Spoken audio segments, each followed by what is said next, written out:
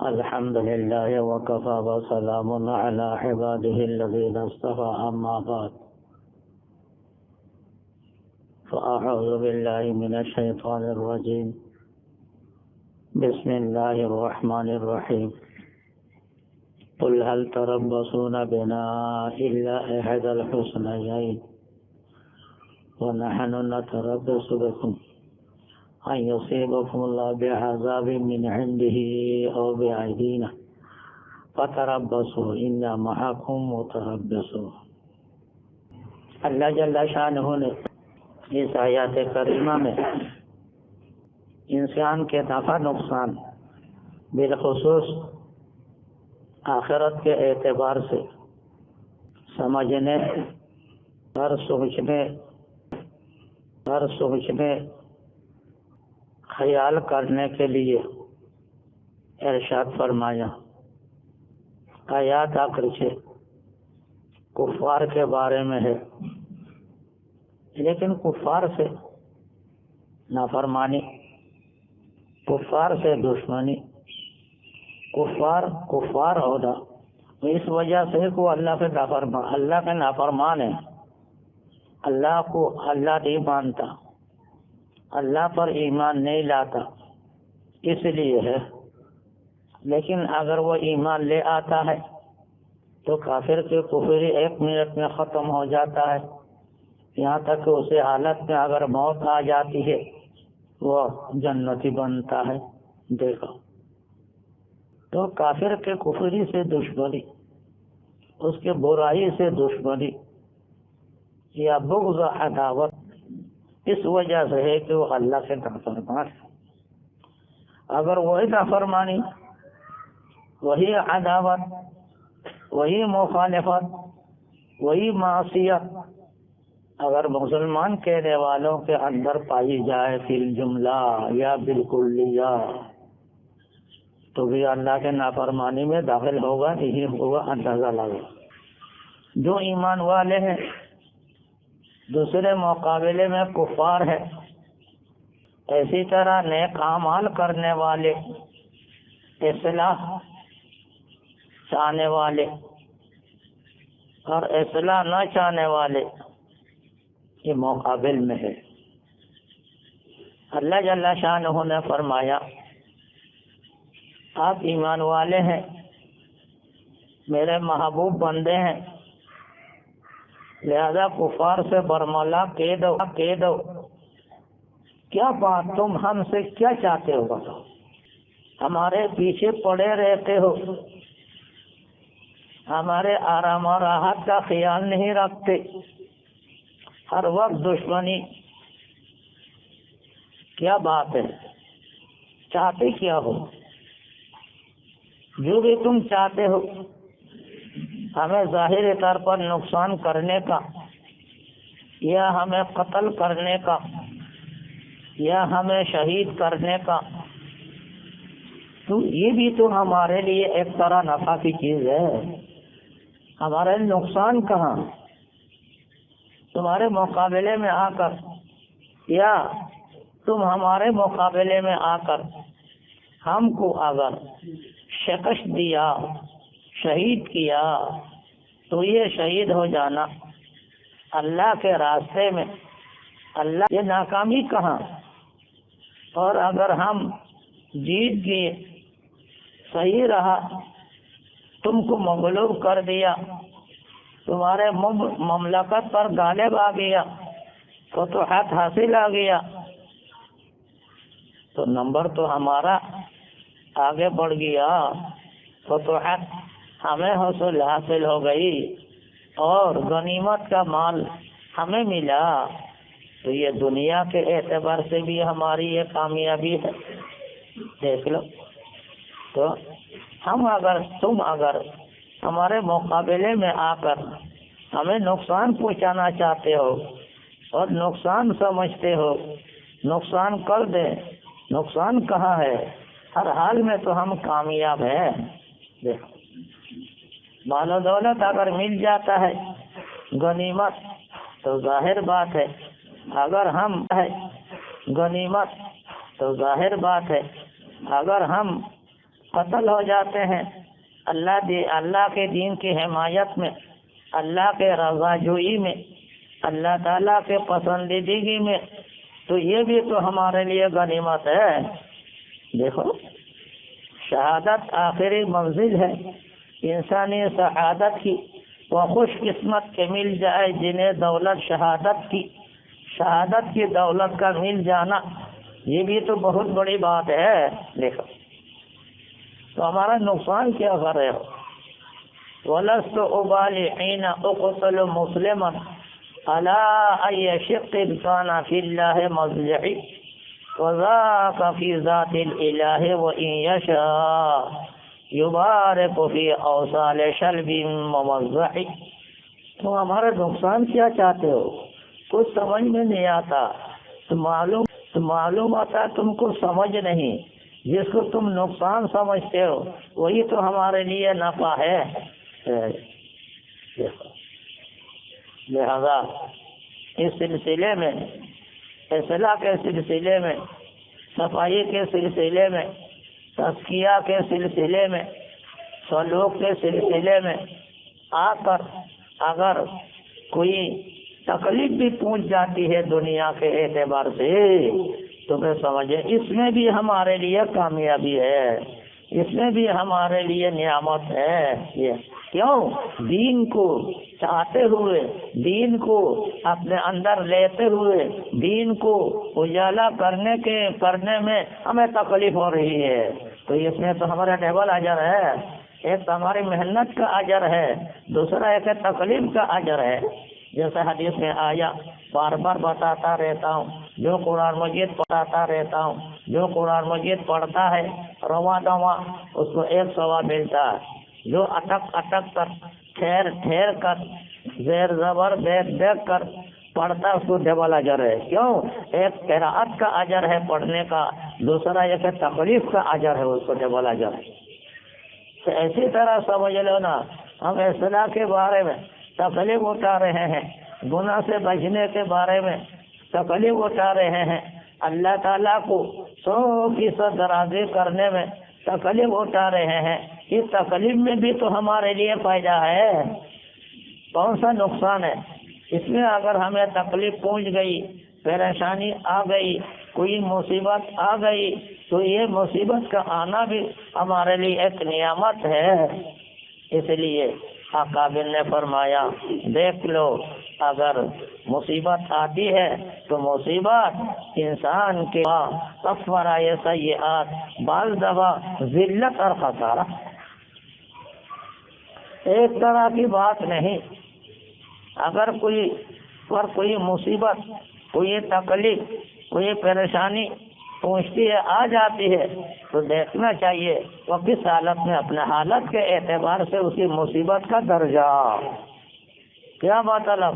اگر اس کی حالت مصیبت آنے کے بعد بھی ایسی ہی ہے جیسے پہلے وہ گناہ میں مبتلا رہتا تھا، اب بھی گناہ میں مبتلا ہے اور گناہ کو چھوڑتا نہیں، اللہ کی طرف سے عذاب آیا، عذاب کو عذاب سمجھ کر، اللہ تعالیٰ کی تنبیہ سمجھ کر گناہ کو نہیں چھوڑتا، گناہ میں مبتلا رہتا ہے، تو یہ واقعی اس کے لیے یہ مصیبت عذاب ہے، یہ مصیبت عذاب ہے، یہ مصیبت عذاب بن کر آیا، اس کے لیے عذاب بن کر آیا، اس لیے کہ اس کے لیے کوئی حجت نہیں رہے گی قیامت میں۔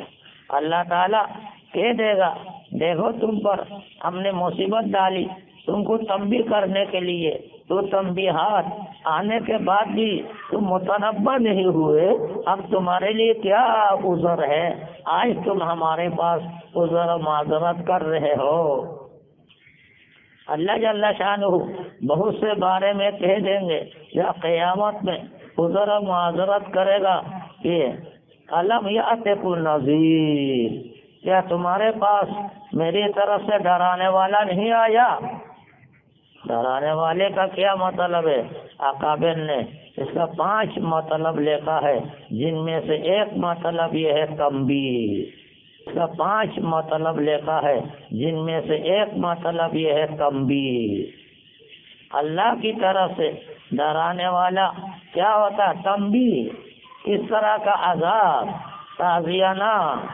اللہ کی طرف سے جو مصیبت آئی یہ تعزیانہ ہے، تاکہ وہ سمجھے مجھے متنبہ کیا جا رہا ہے اس تکلیف میں مبتلا کر کے، تاکہ میں اللہ کی طرف رجوع کروں، لیکن پھر بھی رجوع نہیں کرتا، مصیبت آنے کے باوجود بھی ہوشیار نہیں ہوتا، اور اس کا حال ایسا ہی ہے جیسے پہلے اس کا حال ہے، تو بلا شبہ یہ تو گمراہ ہے۔ اس کو متنبہ کرنے سے بھی متنبہ نہیں ہوتا، تنبیہ سے بھی یہ کام نہیں لیتا، تو یہ تو عذابی عذاب ہے، بلا شبہ یہ مصیبت جو آئی عذاب بن کر آئی۔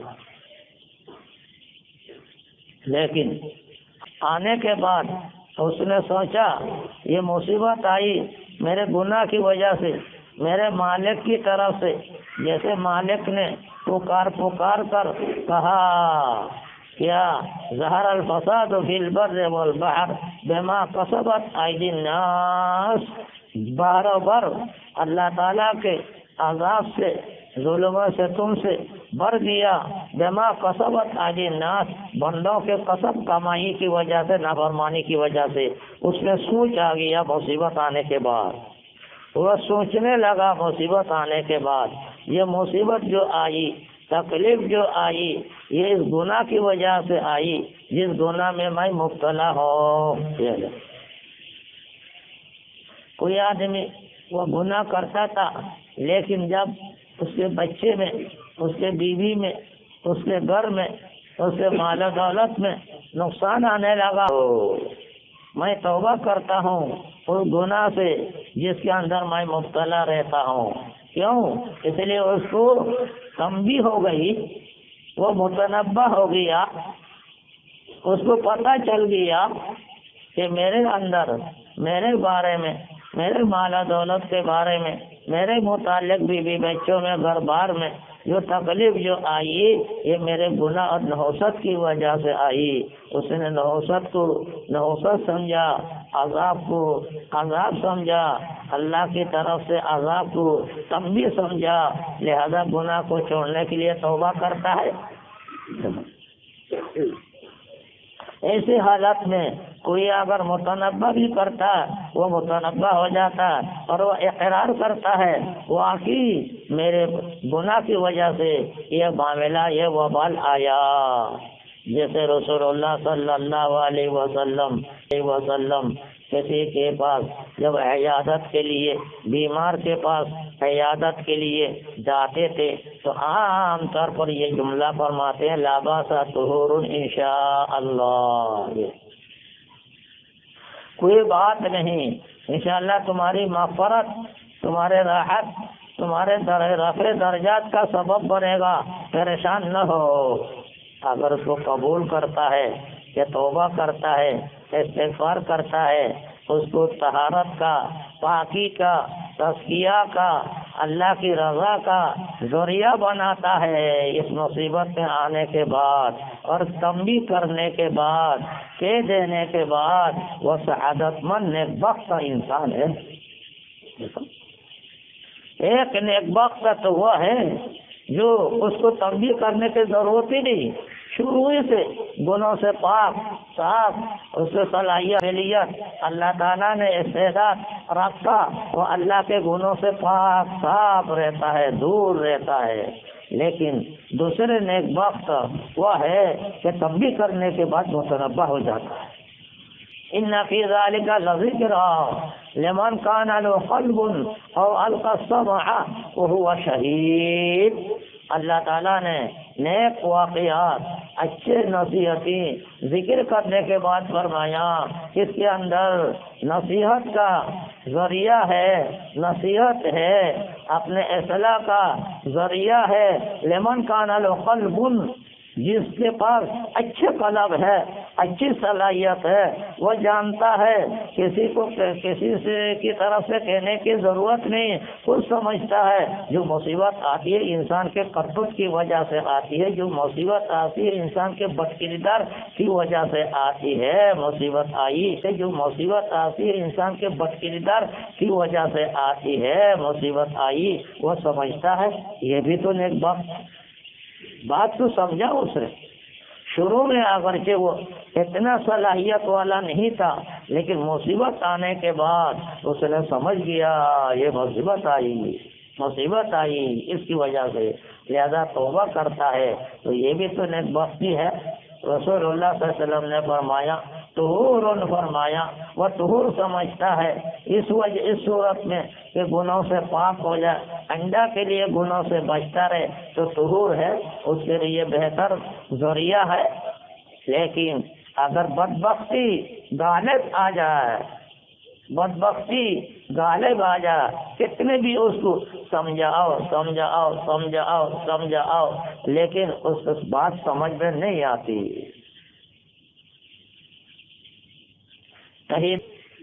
ایک اللہ کے بندہ فرماتے ہیں تہی داستان قسمت را چسک از رہبر کامل کہ خضر از آب حیوان تشنہ میں آرد سکندر را۔ قسمت کا مار، قسمت کا بدبخت کو کتنا بڑا رہبر بھی مل جائے، کتنی دفعہ تنبیہ بھی کی جائے، لیکن وہ سدھرتا نہیں۔ کیوں؟ قسمت اس کا بدبخت ہے، وہ تو سدھرے گا نہیں۔ لیکن اگر نیک بختی ہے، کچھ نہ کچھ سعادت میں ہے، صلاحیت ہے، فوراً سدھر جائے گا۔ خضر علیہ السلام کہتے سکندر بادشاہ کا وزیر تھا۔ سکندر نے کہا کہ بھائی اللہ نے اپنے زمین میں کسی جگہ آب حیات رکھا ہے، چلتے ہیں تلاش کرتے ہیں، تم دعا بھی کرو اللہ تعالی ہمیں آب حیات ملا دے جس پانی کے پینے سے انسان مرتا نہیں، زندہ رہے گا، نیک عمل کر سکے گا۔ چلتے ہیں، چلتے سفر کرتے کہتے مل گیا خضر کو۔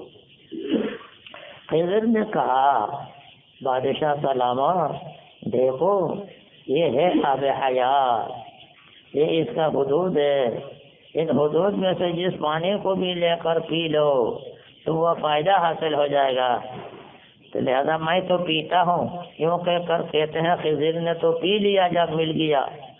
تو بادشاہ نے کہا ٹھیک ہے پئیں گے، لیکن کسی برتن میں بھر لو، کسی جگہ بیٹھ کر آرام سے پئیں گے۔ کہتے ہیں وہ بھر لیا بادشاہ کے کہنے کے مطابق، لیکن جب وہ اس حدود سے باہر نکلا، کیونکہ اللہ کو حیات کو باہر دینا مقصد نہیں، باہر رکھنا مقصد نہیں، جب باہر گیا رسی ٹوٹی، پیالہ گرا، پانی ختم۔ جب بادشاہ کو پتہ چلا کہ افسوس ہے، کیا کرے، پھر جا کر دیکھتے ہیں، لے آتے ہیں یا پی لیتے ہیں۔ دوبارہ جب گیا آب حیات تلاش کرنے کے لیے ملا ہی نہیں، اللہ نے غائب کر دیا۔ کیوں؟ اللہ تعالیٰ بعض کو بار بار تنبیہ نہیں کرتا، اللہ تعالیٰ ایک بار تنبیہ کر دیتا، اسی سے موقع سے فائدہ اٹھانا چاہیے ہوشیار آدمی کو۔ جو موقع دیا موقع سے فائدہ اٹھاؤ۔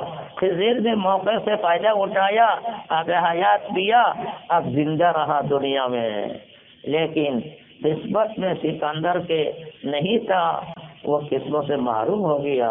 اس لیے فرمایا تہی دستان قسمت را چسک از رہبر کامل کہ خضر از آب حیوان تشنہ میں آرد سکندر را۔ قسمت میں جب نہ ہو تو وزیر خضر بھی ہو، ہے نا، تلاش کرنے والا سکندر بادشاہ بھی ہو، لیکن قسمت سے محروم رہ جائے گا۔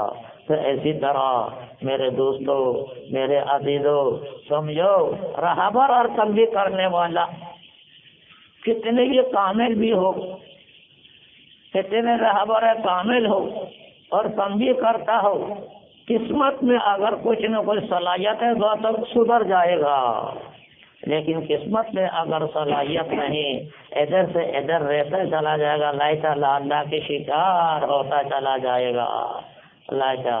چنانچہ ایک بوڑھے کے پاس جبکہ انتقال ہو رہا تھا رسول اللہ صلی اللہ علیہ وسلم عیادت کے لیے گیا، بخاری شریف میں یہ حدیث ہے، اور فرمایا دستور کے مطابق بوڑھے کو تسلی دینے کے لیے لا باس طہور انشاءاللہ، یہ تمہارا بخار کوئی نقصان دہ نہیں ہے، تمہارے گناہ کو صاف کرنے پاک کرنے کے لیے اللہ تعالیٰ نے دیا، لہذا اللہ پر اطمینان رکھو۔ تو پر غصہ ہو گیا، الٹا خوش ہونے کے بجائے، راضی رہنے کے بجائے، عمل کرنے کے بعد غصہ ہو گیا، کہتے یہ طہور ہے، یہ تو طہور ہے، طہور نہیں، یہ تو بخار ہے، جلن ہے، شعلہ مار رہا ہے، علی شیخ تزور القبور، ایک بوڑھے پر جو ابھی وہ قبر میں اترنے والا ہے۔ تو جیسے سمجھتے ہو اسی طرح تمہارے لیے ہے۔ دیکھو فائدہ حاصل کیا، فائدہ حاصل نہیں کر سکا، فائدہ حاصل نہیں کر سکا، کیوں؟ قسمت میں نہیں تھا۔ نبی جیسے تنبیہ کرنے والے ہو، خضر جیسے بتانے والے ہو، اگر قسمت میں نہ ہو تو انسان نہیں لے سکتا۔ لیکن رسول اللہ صلی اللہ علیہ وسلم ایک نوجوان کے پاس جاتا ہے، وہ بھی آخری حالت میں ہے، عیادت کے لیے گیا، دیکھا ہوا کہ آخر حالت میں ہے، اس سے فوراً کہا لا باس طہور انشاءاللہ، اور یہ کہا وہ یہودی کا بیٹا تھا، رسول اللہ کی خدمت کرتا تھا، اس بنا پر رسول اللہ نے خیر خواہی کے لیے اشارہ دیا کہ کلمہ پڑھ لو، اسلام میں آ جاؤ، میں تمہارے لیے سفارش کر سکوں گا۔ فوراً اس نے کلمہ پڑھا اور انتقال کر دیا۔ رسول اللہ کے کہنے پر کلمہ پڑھا، انتقال کر دیا، انتقال ہو گیا۔ رسول اللہ نے اللہ کا شکر ادا کیا کہ میری وجہ سے میرے بندوں میں سے، امت میں سے ایک امت کو اللہ تعالیٰ نے جہنم سے بچا لیا۔ قسمت کی بات، لیکن انسان کے صلاحیت کی بھی بات ہے۔ انسان سوچے اپنے عقل سے، اپنے ذہن سے، اپنے دماغ سے، اپنے سوچ سے خیال کرے، دیکھو بھلا آدمی تو یہ کر سکتا ہے، میں کیوں نہیں کر سکتا؟ بھلا آدمی کر رہا ہے، میں کیوں مایوس ہوتا؟ یوں کہہ کر ہمت کر کے جب آگے بڑھے گا، ہمت مردہ مدد خدا، جب بندہ مدد پہ ہمت کر کے آگے قدم بڑھائے گا، اللہ کی مدد اس کے ساتھ آئے گی۔ تو یہاں بھی یہی بات ہے، عذاب آیا، تکلیف آئی، مصیبت پہنچی، لیکن اس نے سمجھا یہ تو میرے گناہ کا وبال ہے، میرا سمجھا اس نے۔ سعادت مند آدمی تھا، نیک بخت آدمی تھا، صلاحیت اندر موجود تھی، جو سمجھا مصیبت کی وجہ سے آئی ہے تو فوراً توبہ کر لیتا ہے۔ کہتے مولانا مجھے توبہ کرا لو، میں تمام گناہوں سے توبہ کرتا ہوں۔ دیکھو کتنے فائدہ ہوا، ایک تو گزشتہ گناہوں سے توبہ کرنے کی وجہ سے چھٹکارا حاصل ہو گیا، التائب من الذنب کمن لا ذنب له، توبہ کرنے والا گناہ نہ کرنے والے کے برابر ہوتا ہے، نہ کرنے کے برابر ہو گیا۔ دوسرا آئندہ کے لیے متنبہ ہو گیا، آگے یہ کام کرے گا نہیں، ڈبل فائدہ ہو گیا۔ گزشتہ گناہوں کے لیے کفارہ یہ سیئات بن گیا، اور مستقبل کے لیے متنبہ ہو گیا، یہ کرے گا نہیں۔ ایک آدمی کہتے ہیں مجھے سگریٹ پینے کی عادت، سگریٹ پینے کی عادت کی مثال کہہ رہا ہوں، ہر آدمی سوچے اس مثال پر میں کس گناہ میں مبتلا، وہ اس کے لیے سگریٹ ہے۔ تو ایک آدمی سگریٹ پینے کے مبتلا تھی، اور والد صاحب اس کا عالم تھا، اور بار بار کہتا تھا بیٹا مجھے بڑے شرم آتی ہے، تو میرے بیٹا ہو کر سگریٹ کیسے پیتے لوگوں نے، مگر باز آتا نہیں۔ وہ اسکول میں پڑھاتا تھا، ٹیچر تھا، دماغ کچھ اور تھا۔ کہتے ایک دن جانے کے لیے اسکول جانے کے لیے کپڑا بدلا، کپڑا پینا، استری والا، صاف ستھرا، اور سگریٹ لیا اور پیا، پیتے ہی سگریٹ کا چنگاری آنکھ اس کے کپڑے پر پڑا اور کپڑے بھی جلا دیا اور کپڑے بھی جلا دیا اور اس کے ران بھی جل گئے۔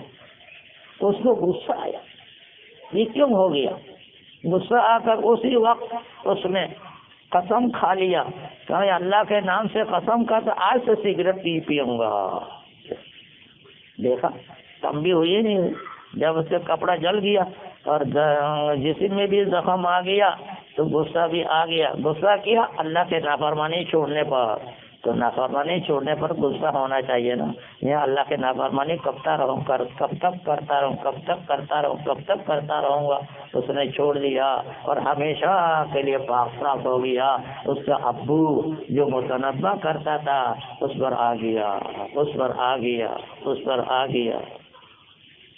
اسی وجہ سے بعض اکابر نے فرمایا کہ دیکھو بزرگوں کی اولاد اگر نافرمان بھی ہو اس کو لان تان نہ کرو۔ کیوں؟ پتہ نہیں اس بزرگ نے اس نافرمان اولاد کے لیے کتنے دعائیں کی، رات میں، دن میں، صبح میں، شام میں، سحر میں، کتنے دعائیں کی۔ وہ دعائیں اگر لگ جائے، اس کا اثر پیدا ہو جائے کسی نہ کسی وقت، تو یہ تو سدھر جائے گا، اللہ کے نیک بندہ بن جائے گا۔ نیک بندے کو تم گالیاں دے کر، برا بھلا کہہ کر، لعن طعن کر کے کیوں تم اللہ کے دشمن بنتے ہو؟ تو کہنے کا مقصد یہی ہے کہ یہ عذاب، یہ مصیبت جو آئی اس پر 2 نمبر میں، پہلے والے میں تو وہ عذاب تھا، وہ سنبھالا نہیں، سدھرا نہیں، گناہ سے نکلا نہیں، مبتلا رہا، عذاب تھا۔ لیکن اس پر یہ مصیبت، یہ دکھ، تکلیف، پریشانی آنے کے بعد سدھر گیا، ٹھیک ہو گیا، لیول فائدہ ہو گیا، ماضی گیا، اس کے لیے عذاب اور مستقبل کے لیے تنبیہ ہو گیا، پاک صاف رہنے کا بہتر ذریعہ بن گیا۔ اللہ تعالیٰ کم سے کم ہمیں ان لوگوں میں داخل فرما رہنا۔ بعض قسم کے لوگ ایسے ہوتے ہیں اللہ کے نیک بندے، وہ گناہ کے قریب نہیں پٹکتے، قریب بھی نہیں جاتے،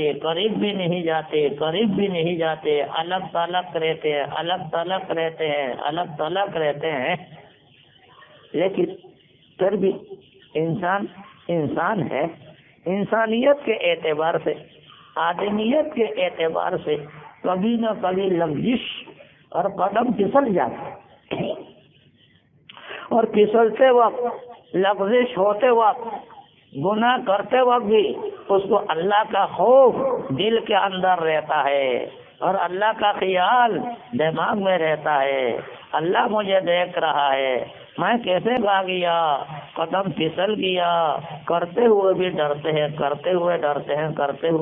ہیں۔ اللہ کے بعض نیک بندے نیک کام کرتے ہوئے بھی ڈرتے ہیں،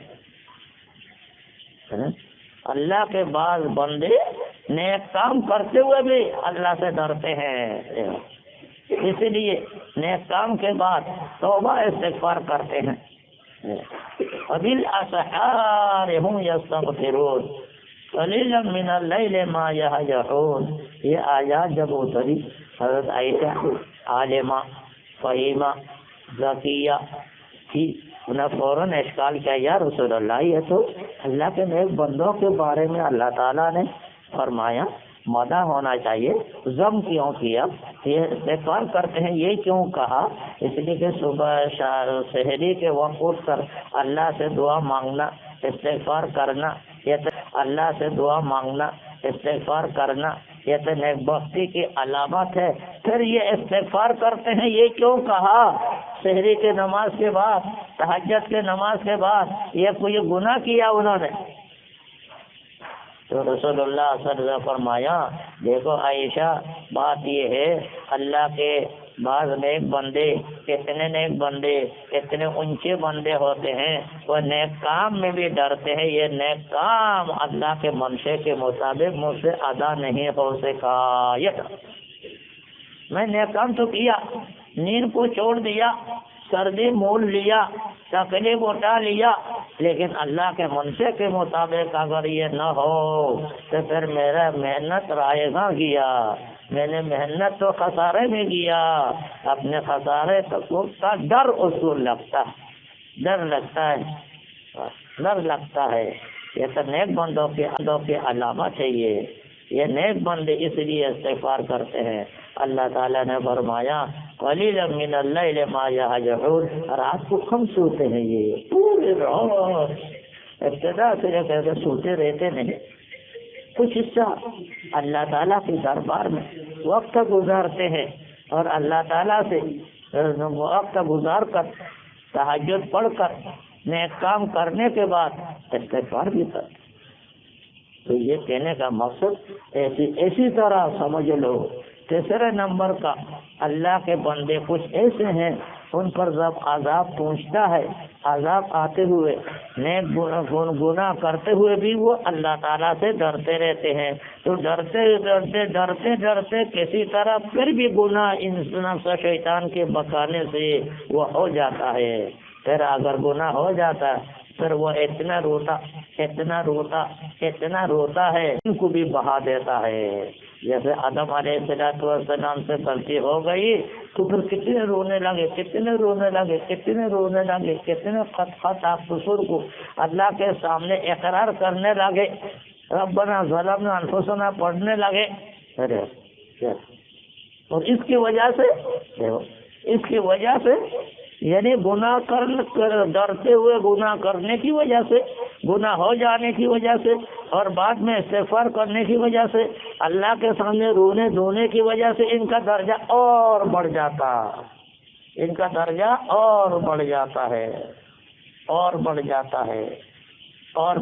ہے جبکہ یہ روتا دھونا کرتا ہے تو اللہ تعالیٰ کو محبت آتی ہے، اللہ تعالیٰ کو پیار آتا ہے، اللہ تعالیٰ ان پر اپنا رحمت نازل کرتا ہے۔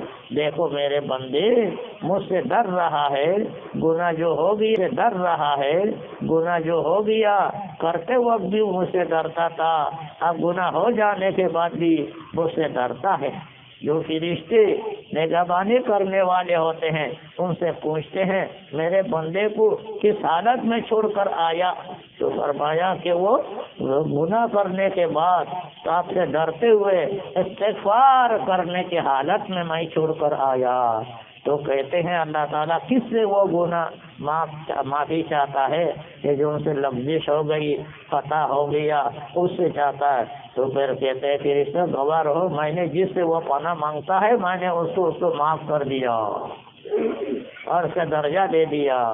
دیکھو تو ان کے لیے گناہ کرنا گویا کہ ایک سبب بنا رفع درجات کا۔ اس لیے اکابر کہتے رہتے ہیں، ہم بھی آپ کے سامنے بات رکھتے رہتے ہیں۔ دیکھو ہوشیار آدمی اپنے موقع سے کام نکالتا ہے۔ جو بدھو ہوگا، ناسمجھ ہوگا، بدقسمت ہوگا، وہ سوتا رہے گا۔ لہذا ہوشیار آدمی کو اپنا ہوشیاری سے کام لینا چاہیے، ہوشیار آدمی کو اپنے ہوشیاری سے کام لینا چاہیے۔ ہوشیار آدمی دوسرے سے بھی کام نکالتا ہے۔ ایک بزرگ فرماتے ہیں کہ مجھ سے کہا مجلس کے ختم پر کہ آپ مجھے کوئی کلمہ یا فائد بتا دیں میں پڑھتا رہوں، تو میں نے فوراً کہا حسبنا اللہ و نعم الوکیل یہ پڑھا کرو۔ تو انہوں نے فوراً کہا لکھ کر دیں، لیکن میرے دماغ خراب ہو گیا، اس کو بتا بھی دو، لکھ بھی دو۔ مسلمان ایسے ہی ہوتا ہے، وہ کہنے سے سدھرتا نہیں۔ ایک مختصر ہوتا ہے، وہ کہنے سے سدھرتا نہیں۔ ایک مختصر سا کلمہ حسبنا اللہ و نعم الوکیل یاد نہیں رکھتا، وہ لکھ کر بھی دو۔ اس کو کہا تو نہیں مگر دل میں یہ جذبہ پیدا ہو گیا، تو وہ آدمی گھر جانے کے بعد خط لکھتا ہے، کہتے جب آپ نے یہ جملہ کہا تھا حسبنا اللہ و نعم الوکیل، اس وقت میں نے دیکھا آپ کے چہرے کے اندر، چہرے میں بل آ گیا تھا، آپ پر اس کو ایک نمایاں تغیر پیدا ہو گیا تھا۔ میرے سوال پر میں نے جب کہہ دیا لکھ کر بھی دو، آپ کے چہرے میں ایک چہرے کے خطوط پیدا ہو گیا، بل آ گیا نا اس ناراضی پر، میں نے سمجھ گیا، اس لیے میں آپ سے پناہ مانگتا ہوں، آئندہ یہ سوال نہیں کروں گا۔ لیکن مجھے یہ بھی معلوم ہے کہ آپ کتنے بھی کیسی کرتے ہیں، لیکن اس کے لیے دعا بھی کرتے ہیں۔ مجھے معلوم ہے آپ کسی سے کتنے بھی ناراضی کا اظہار کرتے ہیں لیکن اس کے لیے دل سے دعا بھی کرتے ہیں۔ لہذا میں ابھی سے توبہ کیا، استغفار کیا۔ پہلے حسبنا اللہ و نعم الوکیل پڑھنا بھی نہیں آتا، اب تو میں نے شروع کیا قرآن مجید کسی سے پڑھنے کا، اب قرآن مجید منہ سے روا دوا چلتا چلا جاتا ہے۔ دیکھو کیا کیا اس نے، کیا کیا اس نے کہ اس نے موقع سے فائدہ اٹھایا۔ کسی کو پریشان تو کیا، مگر پریشان کر کے صلاحیت کو سمجھا۔ یہ باطنی طور پر ہمارے لیے دعا گو خیر خواہ انسان ہے، اس نے جو کہا اس میں خیر خواہی ہے، لہذا مجھے اس کے کہنے پر محنت کرنا چاہیے۔ میں ایک انسان نہیں ہوں حسبنا اللہ و نعم الوکیل یاد کر سکوں، کیوں نہیں کر سکتا؟ ایک بچے کو بلایا، قرآن پڑھنا شروع کیا اور قرآن کو روا دوا پڑھنا چلتا چلا گیا۔ دیکھو تنبیہ کے بعد تو نیک بخت آدمی جو ہوتا ہے تنبیہ سے وہ متنبہ ہو جاتا ہے، اور بدبخت آدمی ایسے پڑا رہتا ہے۔ اللہ تعالی ہم سب کو متنبہ کرنے، اعمال کی اصلاح کر لینے کی اللہ تعالی جلد سے جلد زیادہ توفیق عطا فرما دے۔ وآخر